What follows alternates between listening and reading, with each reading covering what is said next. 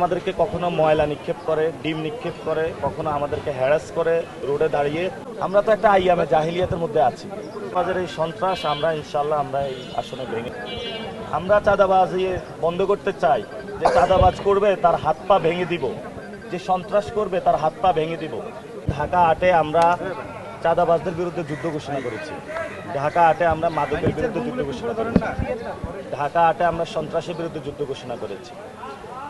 সন্ত্রাসের পাহারাদার, চাঁদাবাজির পাহারাদার, দখলদারিত্বর পাহারাদার হিসাবে অনেকে হলো এতদিন গা ডাকা ছিল, এখন ভাষা দিয়েছিল।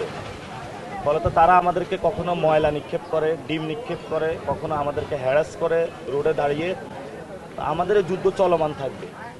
তো পুরা 300 আসনে এটা ছড়িয়ে পড়েছে চাঁদাবাজদের বিরুদ্ধে এই সংগ্রাম। এটা ঢাকা 8 থেকে শুরু হয়েছে।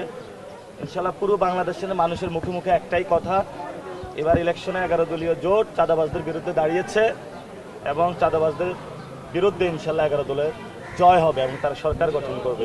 একজন তো ঘুম থেকে উঠেই সকালবেলায় চাঁদাবাজি শুরু করে এবং একদম রাত পর্যন্ত চাঁদাবাজি চলে। আবার পরের দিনের রুটিন, সকাল থেকে উঠে চাঁদাবাজি শুরু করে।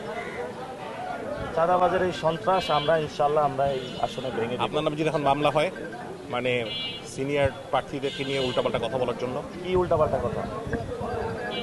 আমরা চাঁদাবাজি বন্ধ করতে চাই। যে চাঁদাবাজ করবে তার হাত পা ভেঙে দিব, যে সন্ত্রাস করবে তার হাত পা ভেঙে দিব, যে দখলদারিত্ব করবে তার হাত পা ভেঙে দিব।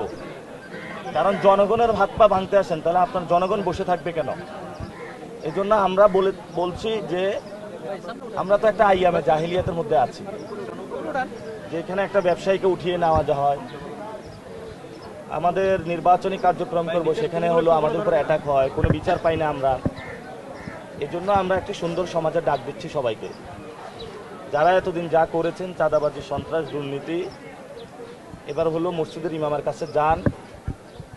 এবার একদিন ফজরের নিয়ত করেন যে আজকে থেকে চাঁদাবাজি করব না, মসজিদে ইবাদত বন্দেগী শুরু করেন।